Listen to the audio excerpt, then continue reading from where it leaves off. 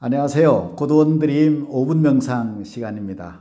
오늘의 주제는 한국인의 몹쓸 기질 한 가지입니다. 지난번 이상한 나라 이상한 기질 세 가지를 놓고 말씀드렸습니다. 그 후속편이기도 합니다. 지난번 올려드린 영상을 보고 많은 분들이 댓글을 올려주셨습니다. 좋은 글들이 많았습니다. 울컥했다, 찡했다, 민족성에 대해서 자랑스러움을 느꼈다, 이런 댓글들이 있었습니다. 몇 가지 좀 소개해 드릴까요? 고난을 인으로 이겨내는 착한 한국인, 뭔지 마음이 찡해집니다. 저도 좀 이런 기질이 있는 것 같아요. 고난, 인, 착함, 우리 결의의 위대한 유산입니다.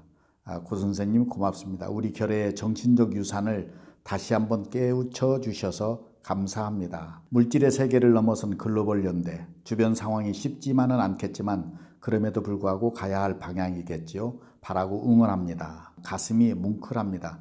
우리 민족의 자긍심을 다시 느끼게 되어 감사드립니다. 왠지 찡해지는 이 느낌은 저만의 느낌은 아니겠지요. 감사합니다. 땅덩어리는 작아도 그곳에 사는 사람은 결코 작지 않은 대한민국, 고난이 유익. 고맙습니다. 앞으로도 많은 댓글 부탁드립니다. 모든 것에는 명암이 있습니다. 빛과 그림자가 있습니다.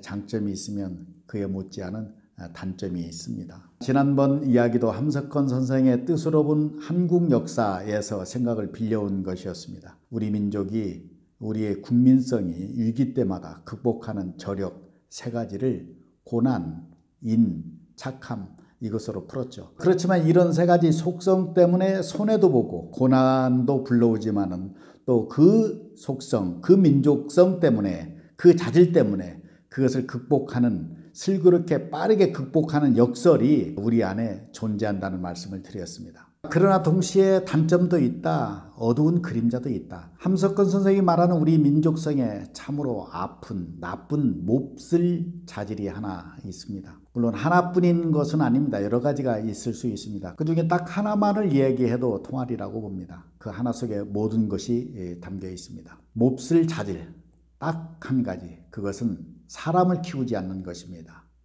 사람을 살리지 않는 것입니다. 영웅을 죽이는 것입니다. 그 예로 함석헌 선생은 이순신 장군을 들었습니다. 함석헌 선생은 이순신 장군을 하늘이 낸 사람이라고 했습니다. 사실 그렇습니다. 하늘이 낸 사람입니다. 만일 이순신이라는 존재가 없었으면 우리 역사는 완전히 바뀌었을 것입니다. 일본이 일찍이 천하통일을 이룬 뒤에 그 군부 세력들이 어쩌다가 얻게 된 조총 한 자루를 들고 조선반도에 들어왔습니다. 그리고 휩쓸었습니다. 임금은 의주로 도망쳤고 온 백성은 처참한 지경에 이르렀습니다. 그 처참한 지경에 대한 사례는 이루 말할 수 없습니다. 책을 통해서 한번 보시기 바랍니다. 얼마나 비참했는지는 다시 입에 올리지 않겠습니다. 그때 나라를 살린 사람이 충무공, 성웅, 이순신입니다. 그런데 결과는 어떻게 되었는가? 함석헌 선생은 이순신의 죽음을 자결로 보고 있습니다. 스스로 목숨을 끊은 것으로 보고 있습니다. 왜 그런가? 그분의 표현입니다. 그분이 쓴 글 그대로 좀 읽어드리겠습니다. 이분을 하나님이 보낸 사람이라고 평하고 다음 글입니다. 임진왜란 때 조선 사람의 씨가 마르지 않은 것은 실로 그의 공이었다. 그러나 조정에서 그에게 준 것은 무엇인가? 그때 조정에서 그에게 준 것은 밧줄과 악형과 매국노라는 이름이었다.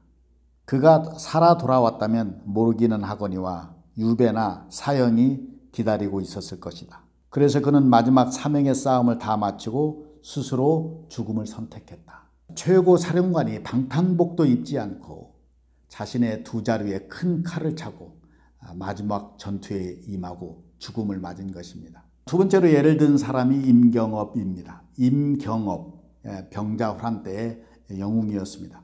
그러나 임경업을 기억하는 사람 많지 않을 것입니다. 역사를 깊이 공부하는 사람들은 아마도 이 임경업에 대해서 우러름이 크리라고 생각합니다. 요약하면 이렇습니다. 병자호란 때 임경업 장군이 청나라에 포로로 끌려가게 됐습니다. 당시 청나라 태종이 임경업 장군의 기상을 보고 그 훌륭함에 탄복해서 돌려보냈습니다. 고국 조선으로 돌려보낸 그 임경업을 당시 조정에서는 어떻게 대했는가? 그를 문책의 자리에 올려서 꼬투리를 잡고 누명을 씌우고 곤장으로 매질을 해서 죽였습니다. 쉽게 말해서 죽을 때까지 때렸다는 것입니다. 뜻으로는 한국 역사에 적힌 그대로 좀 읽어드리겠습니다.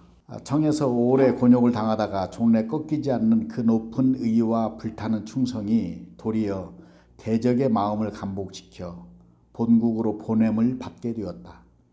청태종도 인물이라 남의 충신대접이 내 충신대접임을 알기 때문에 그러한 것이요.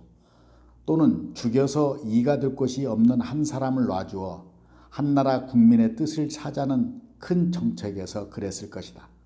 그러나 본국이 그 본국을 위해 한시도 근심을 놓은 데 없고 갖은 고통을 겪으면서도 버린 일이 없는 그 본국이 그를 위해 준비하였던 것은 무엇인가?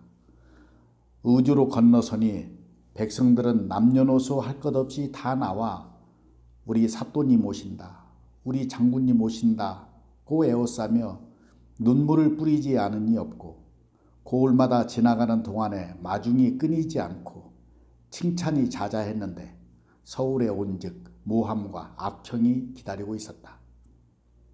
김자점이란 놈이 본래 장군을 시기하여 얼마나 해하려 하여도 전에도 몇 번 그 손에 걸렸던 일이 있는데 이때 아주 없애버리려고 심기원의 영모에 장군이 관계되었다고 꾸며가지고 지독한 고문을 하였으므로 그만 매질 끝에 숨이 끊어지니 나이 53이었다. 죽을 때 슬피 탄식하여 하는 말이 천하일이 평정이 되지 않았는데 나를 죽여 되느냐고. 인조는 장군이 죄 없이 해를 받는 것이 아까워 구할 뜻을 가졌으나 약한 임금이라 대신들에게 의견을 물으니 찬성하는 놈이 하나 없고 얼음하고 있는 동안에 승지가 장군의 절명을 보고하였다. 그제서야 임금이 놀라며 경험이 죽었어? 죽었단 말이냐?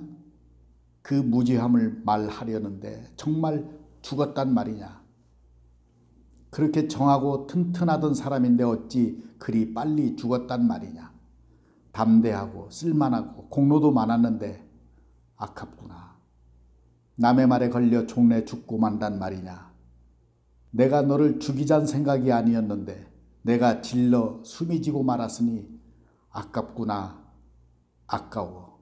해도 이제는 쓸데가 없다. 그 죽었다는 소식이 퍼짐에 사람마다 한숨 짓고 나란 일을 어찌할꼬 임장군을 죽여놓고 하고 눈물을 흘렸다. 함석헌 선생은 영웅을 죽이는 나라 그리고 이렇게 적었습니다.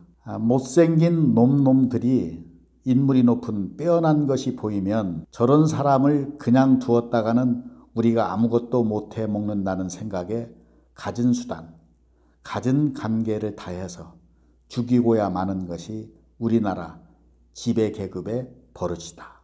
사례로 이순신, 임경업 두 분을 들었지만 두 사람에 머물지만은 않을 것입니다. 무수히 많았습니다. 그리고 그것은 조선시대 옛날 이야기에 머물지는 않을 것입니다.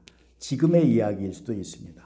근래 우리가 경험한 이야기일 수도 있습니다. 김구 선생부터 시작해서 근래까지 말이죠. 그래서 우리나라는 인물기근에 빠졌습니다. 이제는 고쳐가야 합니다. 이 자질을 없애야 합니다. 왜 이런 몹쓸 자질이 우리 안에 들게 되었는가? 깊은 성찰이 필요한 시점입니다. 엊그제 이야기한 전 세계인이 감탄한 이상한 기질, 기가 막힌 저력, 고난에서 뜻을 찾고 뜻을 찾으면 뭉치고 착함으로 민족 시민의식, 우리만 살겠다는 것이 아닌 함께 살겠다는 세계적인 글로벌 리더십의 장점을 살리면서 동시에 사람을 귀하게 여기고 사람을 키워내는 노력이 필요한 시점입니다. 특히 젊은 청년들을 키워내야 합니다. 10대, 20대를 비롯해서 청년들을 잘 살리는 노력, 무엇보다도 선한 인물로 키워내는 그런 노력이 절실하게 요구되는 시점이 아닌가 생각합니다. 우리 민족이 가지고 있는 이 좋은 자질 세 가지는 잘 길러내고 딱 한 가지, 이 몹쓸 자질은 걸러내는 일에 저와 여러분 우리 모두가 함께 노력했으면 좋겠습니다. 들어주셔서 고맙습니다. 오늘도 많이 웃으세요. 사랑합니다. 감사합니다.